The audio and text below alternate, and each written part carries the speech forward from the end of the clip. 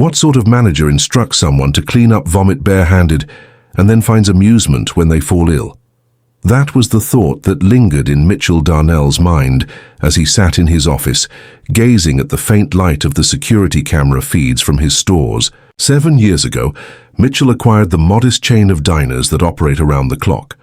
Only 7 locations existed, all situated in lower-income neighborhoods, and he had nurtured the business gradually, emphasizing budget-friendly meals and opportunities for those seeking a second chance. He wasn't born into wealth. At the age of 19, he found himself working as a dishwasher. He took great pride in this company, yet recently an unsettling feeling lingered. There was a noticeable increase in customer complaints, particularly at the Eastgate location. Late-night meals arriving chilly, employees appearing stressed, and a review that noted, "I've never witnessed someone weep while cleaning a floor before." Sam, the district manager, provided the standard explanation. "It's merely the late-night hours, my friend. It's quite challenging to maintain people's interest in that regard. Individuals often point out that others need to take responsibility. It's a struggle." However, Mitchell remained skeptical. It had been years since he last took on a night shift. He had lost sight of its appearance, and as the one responsible for it, that troubled him more than he cared to acknowledge, prompting him to devise a strategy. He selected Eastgate Diner, the place notorious for its most peculiar complaints. He had never visited the place in person. The overnight manager, a man named Travis, was brought on board following the company's change in ownership, and Mitchell had yet to encounter him. A significant portion of the junior staff has changed since that time. Excellent. He collaborated with a makeup artist experienced in film projects in Atlanta. They adorned him with a tattoo sleeve that looked rather inexpensive, topped off with a buzz-cut wig and a faux tooth gap. For the evening, he went by the name Mike, a newcomer undergoing training for the overnight responsibilities. He was set to begin at the stroke of midnight.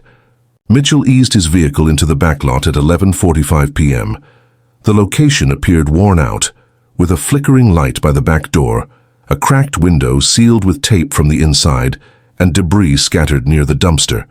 He entered through the employee entrance, registered his arrival on the dusty tablet mounted on the wall, and stood by the prep station, anticipation hanging in the air. At 12:01 a.m., a short, wiry man in a crumpled red polo strode in from the front. "You're the new guy," he remarked, his gaze fixed on his phone. "Indeed, Mike, my name is Travis. Keep the pace and everything will work out perfectly. Do you have your food handlers yet? It's of no consequence. We'll get one printed for you. Later. Let's get started." Travis offered no explanations whatsoever. He issued commands with authority, meticulously scrubbed the fryer walls, ensured the spaces beneath the booths were spotless, and swiftly refilled the ketchup. No pauses. No idle moments. At 1:30 a.m., Mitchell found himself drenched in sweat, hunched over a mop bucket that reeked of stale grease. Not a single employee had been observed drinking water or taking a seat. Only 3 people occupied the space: him, a reserved young woman managing the register, and a cook named Devin, whose appearance suggested he hadn't rested in days. At 2:10 a.m., a man entered, cradling a toddler in his arms. The child was drowsy, while the father appeared as though he had just come off a long night shift himself. Mitchell was busy wiping down tables when, out of nowhere, the little boy suddenly lost his lunch all over the floor by the entrance. A hush fell over the restaurant for a moment. Travis burst forth from the rear. Once more the divine presence. This marks the 3rd time this month, and the father appeared quite embarrassed. "I sincerely apologize. He has simply been unwell. I am available to assist with cleaning." "No," Travis replied, dismissing him with a wave. "Just leave before someone else can't handle it anymore." The man paused for a moment, then stepped away, cradling the child in one arm. Travis glanced over at Mitchell. "Please take care of the mopping now." "Of course," Mitchell replied. "Could you tell me the location of the gloves?" Travis let out a soft laugh. "We have exhausted our supply. You've got hands, right?" Mitchell stood still, caught in the moment. "Ah, you really asking me to clean up vomit barehanded? Unless you lack the toughness for this role." "Absolutely, this is our approach. Welcome to the night ahead." Devin cast a quick look away from the grill. "Perhaps we have some available in the office. I mentioned that we are out." Travis lost his composure. No one is searching for gloves. The time is slipping away. Mitchell gazed at the chaos sprawled across the tile. His stomach twisted, but not due to the odor. He took a trash bag, secured it around one hand, and tidied up quietly. At 3:45 a.m., the atmosphere was utterly lifeless. Travis lounged in the office, engrossed in videos on his phone. Willow, the young cashier, leaned against the counter, her eyes blinking rapidly in an effort to fend off sleep. Mitchell approached her with purpose. "Hey," he murmured softly. "Are you all right?" She nodded, yet her voice trembled. "I put in double shifts 2 times a week. At times he books my time back to back without any breaks. If I speak up, he reduces my weekend hours." Mitchell's jaw clenched. "Is anyone aware?" She gave a slight shrug. "I attempted to communicate with the district representative on one occasion. He mentioned that Travis is the one who keeps everything in order." Mitchell remained silent. He merely glanced at the clock. In under 4 hours, he had witnessed enough to realize that something was amiss, completely incorrect. However, he still had more to say. As the sun started to paint the horizon with a muted gray, Mitchell found himself having experienced more than he anticipated, yet less of what he yearned. For he slipped out the back just before 6 a.m., leaving without a word. Travis had slipped away into the office once more, leaving Willow to secure the premises, while Devin, with a vacant expression, scraped charred remnants from the grill. Mitchell chose not to return home. After lingering in his car for a full 10 minutes, he made his way to a nearby gas station. There he slipped out of his disguise in a bathroom stall before making his way directly to the supply closet at the East Gate location. It unfolded just as he had dreaded. Boxes only partially filled, shelves in disarray, and a clipboard holding nothing but obsolete inventory records. It had been more than 3 weeks since the last glove order was placed. He dedicated the remainder of the day to meticulously examining payroll and scheduling data from his office in the heart of downtown. The overnight team at Eastgate had been clocking in more than 50 hours a week, frequently with minimal to no downtime between shifts. By 9:45 p.m., Travis had given his authorization to everyone, and Sam had accepted it without hesitation. Mitchell had returned to his covert persona, positioned stealthily behind the Eastgate dumpster, biding his time for the onset of his second shift. Travis chose not to acknowledge him this time. He flung a soiled apron in his direction, grumbling something about the dishes before vanishing into the depths once more. "Hey," Devin remarked, fixing his hairnet as he entered the room. Mitchell nodded in acknowledgement of your return. As he sought to grasp the fundamentals, Devin rested against the prep table. "You'll come to understand it quickly. Simply refrain from making any requests. He isn't fond of that." "Who is it?" Devin let out a humorless chuckle. "Give it a shot." Mitchell picked up a tray of dishes and began to wash them. The water in the sink was tepid, with the detergent nearly depleted. He observed Devin moving back and forth between the fryer and the flat top, preparing meals for the 3 patrons who had entered during the initial hour. At the stroke of midnight, Willow entered, clad in the identical uniform from the previous night, her hair neatly secured in a low bun. Travis exited the office briefly, offering her a broom and gesturing towards the booths. "Begin at that point. The floor is sticky." She acknowledged with a nod and set to work in silence. Mitchell trailed behind her, clutching a bucket, striving to match her pace. An hour later, a bunch of teenagers burst in, their laughter echoing as they tossed a coin playfully between them. They requested fries and milkshakes, commandeered 2 booths, and began playing music loudly from one of their phones. Willow made her way to their table. "Could you please lower that a bit? We have additional clients to attend to." One of the boys glanced up, a smirk playing on his lips. "Are you concerned that we might be driving the adults off?" "No," she replied, maintaining her composure. "It's rather noisy." Another boy flung a napkin down at her feet. "Please tidy that up while you're at it." Before Willow had a chance to reply, Travis charged forward. "What seems to be the issue? They're simply making a lot of noise." Travis interrupted her. "They are valued patrons. It doesn't appeal to you. It's time to clock out." Willow opened her eyes wide. "I wasn't able to get back to cleaning then." Avoid creating unnecessary conflict with children. Mitchell placed the mop handle aside and strolled past the booths, making his way to the back. He remained silent for the moment. At 2:17 a.m., Devin accidentally let a tray of onion rings slip.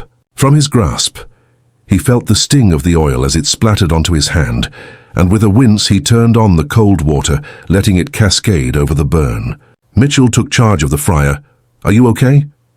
"Indeed, it was just a moment of carelessness. I believe I'm doing well. It would be wise to have that examined." Devin gave a slight shake of his head. "Unable to. I long for my time. I long for the days of rent." Mitchell refrained from pushing. He simply nodded and completed the batch. By 3 a.m., the teenagers had vanished, leaving a chaotic scene of spilled milkshake, fries ground into the tile, and ketchup packets squished.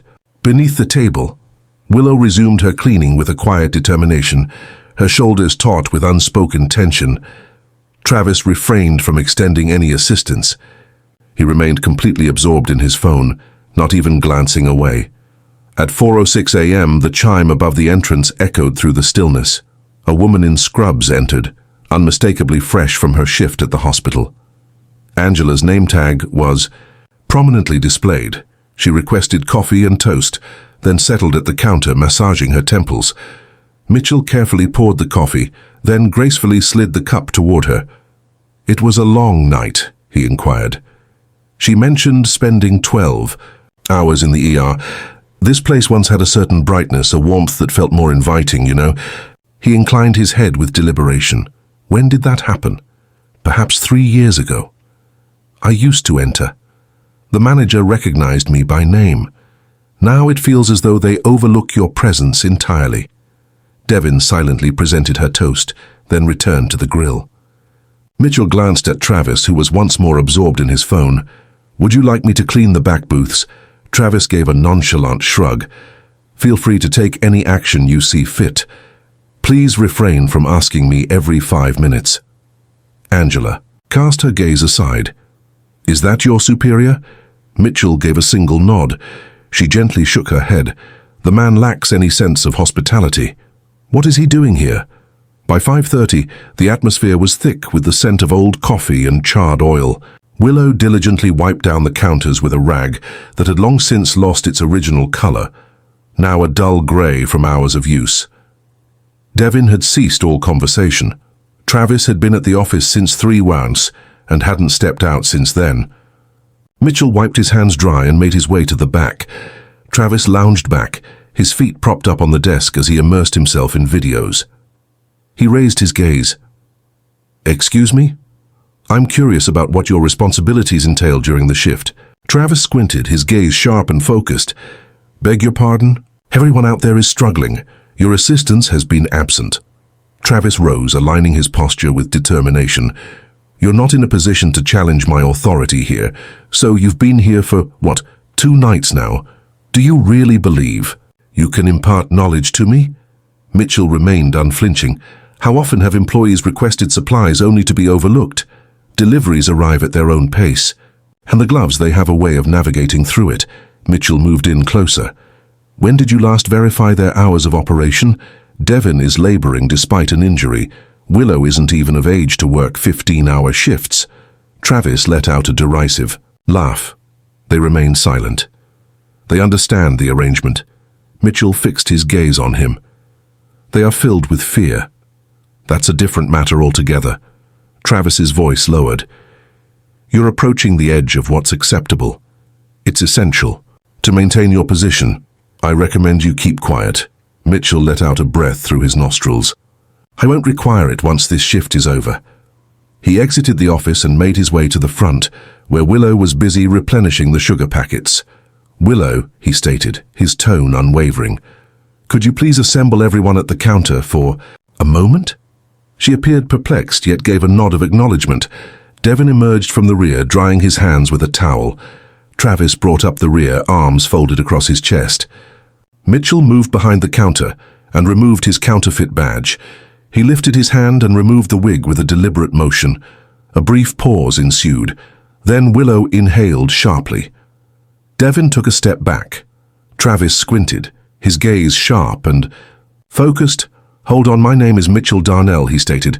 "This company is mine." Stillness. I arrived incognito, drawn by whispers of truths I was reluctant to accept. Now I have witnessed them firsthand. Travis let out a derisive snort. "Is this a joke of some sort?" "No, but your position here is," Travis began to speak. "It's over," Mitchell stated. "Safety has been overlooked. Your treatment of your staff has been unacceptable. You have brought shame to the brand. This shift will not be completed by you. Gather your belongings and depart." Travis cast a glance at Devon and Willow, as though he were waiting for someone to come to his aid. Silence enveloped the scene, and not a single soul stirred. He exited, murmuring a few words softly to himself. Mitchell glanced over at Devon and Willow. "Both of you require some time to recuperate. This shift won't be completed by you either. I will take care of that payment. Enjoy a break for the next 2 nights." Devon's gaze was fixed on the ground beneath him. Is he truly gone? Indeed, Willow dabbed at her nose. I believed no one had ever noticed. Mitchell acknowledged the realization, and it concludes at this point. He entered the office, gathered Travis's paperwork, and started to turn off all the equipment. The sun was rising once more, and this time it felt lighter. As the sun rose high in the sky, Mitchell had already engaged in discussions with his regional HR lead, security personnel, and the legal counsel of the company. The paperwork for Travis's termination has been completed, and his access credentials have been revoked. Sam, the district manager who had dismissed every worry, was directed to arrive at the Eastgate location by 10 a.m. keen. Mitchell remained on site while he made those calls, seated at the counter with a black coffee, the very same one Angela had enjoyed during her early morning visit. The diner exuded an unsettling atmosphere, devoid of the familiar sounds of clattering plates and hushed conversations. Devon and Willow slipped away silently, weary from their endeavors. Mitchell had suggested arranging rides for them, yet both were adamant that they resided close by. When Sam finally made his way in, Mitchell was deep into the task of examining last month's security footage in the back office. Sam strolled in, appearing somewhat disheveled, with stubble on his face, a crumpled collar and a tie clutched in his hand, rather than worn around his neck. "You wanted me here early," he said, closing the door softly behind him. Mitchell kept his gaze fixed, downward. "You've been approving the schedules here. Indeed, Travis took care of the majority of the specifics. The final versions have just received my approval. Did you ever take a closer look?" Sam leaned against the desk. "It's a graveyard, Mitch. You're familiar with the routine, frequent changes, and the ongoing balancing act. It's not quite the ideal shift." Mitchell pivoted the screen to face him. At 4 in the morning, Willow was seen diligently cleaning the lobby. She appeared as though she was struggling to maintain her balance. The timestamp indicated that she had already logged more than 12 hours on the clock. "Have you ever wondered why the same trio was handling 6 shifts each week?" Sam paused, uncertainty flickering in his mind. "They claimed to be okay with it. I didn't receive any feedback. Silence does not equate to absence of issues. Your responsibility is to conduct the investigation." Sam folded his arms across his chest. "I had no idea Travis was capable of that kind of influence. He often remarked that the store was managing to stay afloat, as the figures were satisfactory. The staff was not leaving in large numbers, I assumed. He was simply maintaining a close grip." Mitchell rose to his feet. He was driving it into the ground, cutting corners, neglecting safety, intimidating staff. "And you were oblivious because you chose to be." Sam straightened. "What does it matter? So now I'm the one being blamed." Mitchell expressed his intention to hold you accountable. "Your suspension is effective immediately. I will assess your performance in the coming week. If I discover anything else overlooked, such as Eastgate, you won't be coming back." Sam chose not to engage in a dispute. He departed the office in silence without uttering a single word. Mitchell inhaled deeply, then reached for the phone to call the operations director. "Please arrange for a float manager to be available by tonight. A person of strength and compassion. This site will require direct and engaged leadership as we start the rebuilding process from the ground up." By noon, a temporary replacement had been sent from the West Side location, a woman named Rosa Alvarez, recognized for her ability to stabilize underperforming teams. She made her entrance shortly, after 1 p.m., poised and gentle in her demeanor, dressed in a sharp white shirt paired with dark jeans. Mitchell guided her through every detail of what he had observed, outlining the necessary changes and highlighting the behaviors that were absolutely unacceptable. Rosa listened intently, then inquired about the overnight team. 2 of them are reliable, yet they seem to be exhausted. I have granted them paid leave until we reorganize the staffing. It's essential to enlist a few reliable members from your team to assist with night shifts. She mentioned that she already has 3 in mind. They will take care of it. Excellent, I will remain here until the end of the upcoming weekend. I long to witness this place come alive once more. That evening, Willow made a fleeting appearance in casual attire. She appeared rejuvenated, yet wary. You didn't have to call me, she said, standing just inside the kitchen door. I had to, Mitchell stated. What you experienced was far beyond mere mismanagement. That was a clear case of exploitation. I apologize. I overlooked it until now. She cast her gaze downward, then lifted it once more. Are you truly going to improve it? Absolutely. You will be moving to a daytime shift from now on with the same pay rate. Rosa is stepping in, and she looks forward to meeting you in person when you're prepared. And Devin has already received the same offer. He will have compensated. Recovery time. We are taking care of his medical expenses related to the burn. A place will be reserved for him when the time is right. Willow inclined her head with a measured gesture. All right, that's... To my surprise, Mitchell turned his gaze toward her. May I pose a question to you? Absolutely. Why did you stay? She shrugged once. I needed the funds. Thought it might be tougher in another place, and Devin was definitely facing greater challenges. I was reluctant to abandon him in this place. Mitchell gazed at her, the gravity of the situation pressing down more heavily. She never should have faced the dilemma of choosing between financial stability and self-respect. He offered her a card. This is my direct number. No more intermediaries. If something seems off, just reach out to me. She accepted it with a calm demeanor, then discreetly tucked it away in her pocket. Thank you, I will consider the day shift. Once she departed, Mitchell paced the room alongside Rosa. They assessed the damaged equipment, obsolete signage, and worn uniforms. She crafted a list, detailing not only what needed fixing, but also who required training, who deserved recognition, and how to reinstate structure while preserving the spirit. On that evening, the makeshift team made their entrance. 3 members of Rosa's team stood out. Louis, a line cook with a serene demeanor. Kenya, a server with an uncanny ability to gauge the atmosphere. And Marlon, a versatile utility player who seamlessly transitioned between tasks without a hint of discontent. Mitchell watched from the sidelines as they began their shift. The keen atmosphere had shifted entirely. Kenya welcomed customers as if they were old friends. Louis offered Willow a grateful nod as she came by to return her uniform and express her appreciation to the team. Marlon observed the cracked mop bucket and took the initiative to replace it on his own accord. Mitchell lingered until the early light of dawn, nursing a cup of black coffee from the same counterstool. Angela entered once more, a smile spreading across her face as she noticed the unfamiliar faces. What transpired in this place, she inquired. Mitchell waved his hand in a sweeping motion. A fresh chapter unfolds. She gazed at him for a moment. So you're the one in charge, right? He made no attempt to refute it. She gave a single nod. Excellent. This location merits more than what it currently has. Indeed, they do. As she stirred her coffee, Mitchell made a quiet vow to himself. No more distance, no more depending on filtered reports. He had forged this company through hard work and the opportunity to start anew. He refused to allow detachment to decay it from within. At the break of dawn, he strolled through the diner one final time before departing. The surface gleamed with cleanliness. The team was vigilant.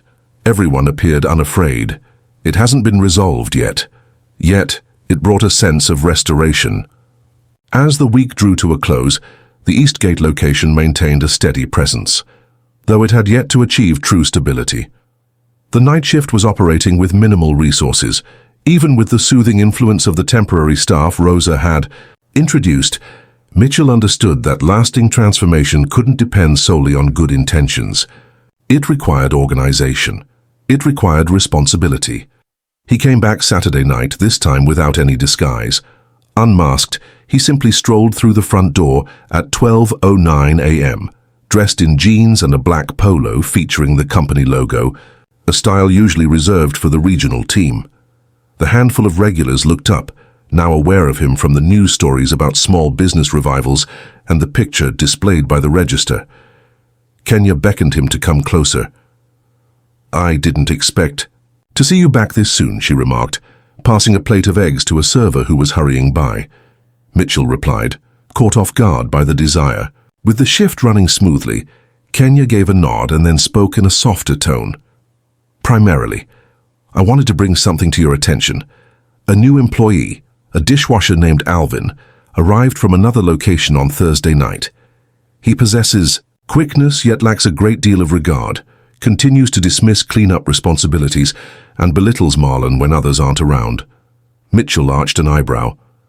"Has anyone had a word with him yet?" Marlon requested that he clean the prep. Lined thoroughly, Alvin informed him that he wasn't destined to toil in such a manner. Mitchell's demeanor remained unchanged. "Where is he at this moment?" "At the rear, third basin." Mitchell approached the dish area, where Alvin expertly stacked trays with a deftness that spoke of experience. He stood tall, in his mid-30s, with his E-eep sleeves rolled up to his elbows and earbuds in place, oblivious to the clearly posted no headphones policy next to the clock and tablet. Mitchell wrapped his fingers against the wall beside him. Alvin cast a quick look, pulling one earbud free while continuing his rinse without missing a beat. "Are you Alvin? So you're the one in charge, huh?" "I exist." "Awesome. All is well. I've come across some concerns regarding your communication with the team." Alvin shook off the water from his gloves, then gave a casual shrug. "I simply operate at a quick pace. Some individuals become offended when you suggest they speed up. I'm not referring to pace. I'm referring to informing a colleague that you're not meant to clean in that manner."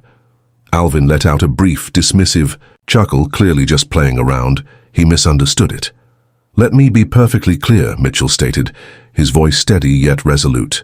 "No one is to be belittled in this kitchen. Respect is essential in this role.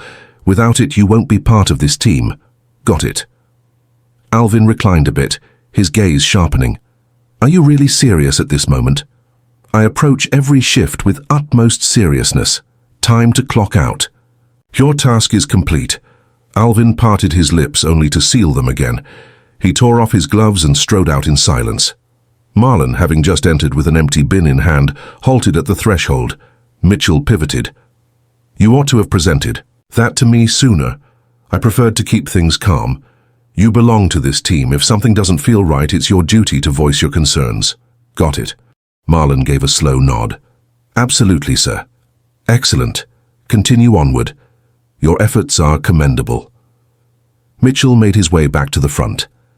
As Rosa examined the new shift guide, she had thoughtfully added colored tabs for each task and placed a dry erase checklist by the freezer for the staff to acknowledge completion. "We're still in need of graveyard cooks," she remarked, her gaze fixed elsewhere. "This week, I submitted 3 applications, but unfortunately none of them were successful." Mitchell announced that a bonus will be offered to anyone on Rosa's team who takes on overnight shifts until more hires are secured. "However, I would like to have those bonus hours reviewed. No exaggerated records. I have already brought that to the attention of payroll. We are monitoring hours with greater precision now." "Excellent. Additionally, Alvin is unavailable." "I refuse to accept any form of classist nonsense." Rosa gave a subtle nod. "Kenya brought him up yesterday," I observed intently. "Continue with that approach." At 2:40 a.m., Devon entered through the front door dressed casually. His left hand remained wrapped in bandages, yet he appeared rejuvenated, with a sharper clarity in his gaze. He offered a slight nod in the direction of the register, before taking a seat at the counter. Rosa was the one to make the first move towards him. "Access to the kitchen is not granted at this time." "Are you certain this is the right place for you?" He expressed a desire to witness it firsthand. The atmosphere here has changed. Mitchell settled next to him. You managed to keep it together far longer than anyone could reasonably expect. You'll return when the time is right, and not a moment sooner. Devin cast his gaze downward at the counter before lifting it again. I never expected to see you here once more. The majority of owners likely would not. I didn't create this company just to turn my back on it after it became profitable. If I proceed with that, it ceases to belong to me. Devin nodded slowly. Thank you for that. Mitchell rose and made his way to the rear, where Kenya was busy preparing the upcoming orders. He held his silence until she completed the plating, choosing his moment to speak with care. Your presence commands attention as you bring balance to the space. That exemplifies true leadership. She arched an eyebrow. I'm simply fulfilling my responsibilities. You're accomplishing so much more. I would like you to oversee the overnight training for new hires beginning next month. Additional compensation. You will be reporting directly to Rosa. Kenya remained unresponsive at first. I'll give it some thought. Be quick. By 4:00 a.m. the diner had settled into a hush once more. The frenzy has faded away. Mitchell observed from the corner booth as Marlon glided along the baseboards. Rosa meticulously examined the cooler, logs, while Kenya thoughtfully assessed the supply order for the following day. It wasn't extraordinary. The effort was methodical. A sense of pride in silence and expectations were unmistakably defined. It unfolded just as it was meant to be from the very beginning. Before departing, Mitchell retrieved his phone and accessed his notes application. He crafted a few lines, then gazed at them intently. As he stepped into the crisp morning air, a delivery truck rolled in, its headlights slicing through the parking lot. The driver offered a casual wave. Mitchell returned the gesture, then slid into his vehicle. The diner behind him remained quaint, still bearing its flaws, yet now no longer concealed, and that changed everything.